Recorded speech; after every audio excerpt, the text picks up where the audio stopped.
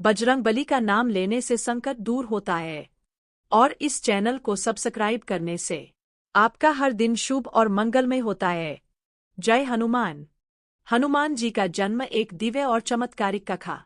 भारतीय सनातन परंपरा में हनुमान जी को शक्ति, भक्ति, बुद्धि और पराक्रम का प्रतीक माना जाता है।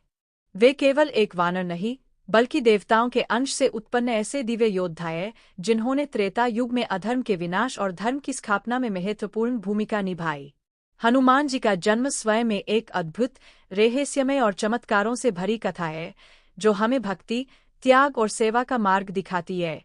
अंजना का तप और वरदान। हनुमान जी की माता का नाम अंजना था।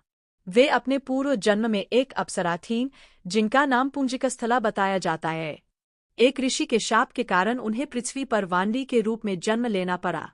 अंजना ने वानरराज केसरी से विवाह किया। विवाह के बाद भी उन्हें संतान सुख प्राप्त नहीं हुआ। माता अंजना संतान की प्राप्ति के लिए घोर तपस्या करने लगीं। वे वर्षों तक जंगलों और पर्वतों में रहकर भगवान शिव की आराधना करती रहीं। उन्होंने कठिन व्रत रखे, फल फूल त्याग दिए और केवल जल पर जीवन व्यतीत किया। उनकी तपस्या से प्रसन्न होकर भगवान शिव प्रकट हुए और उन्हें वरदान दिया कि वे स्वयं उनके पुत्र रूप में जन्म लेंगे। वायुदेव की भूमिका। हनुमान जी को पवन पुत्र भी कहा जाता है, क्योंकि उनके जन्म में वायुदेव की विशेष भूमिका रही। एक मान्यता के अनुसार भगवान शिव ने वायुदेव को आदेश दिया कि वे अपने तेज से अंजना के गर्भ को आशीर्वाद दें। वायुदेव ने दिव्य शक्ति अंजना में संचारित की और इस प्रकार हनुमान जी का अवतरण हुआ। इस कारण हनुमान जी में वायु के समान वेग, असीम शक्ति और अजेय पराक्रम देखने को मिलता है।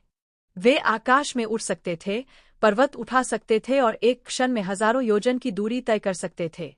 राजा दशरथ का यज्ञ और प्रसाद। हनुमान जी के जन्म की कथा भगवान राम के जन्म से भी जुड़ी है।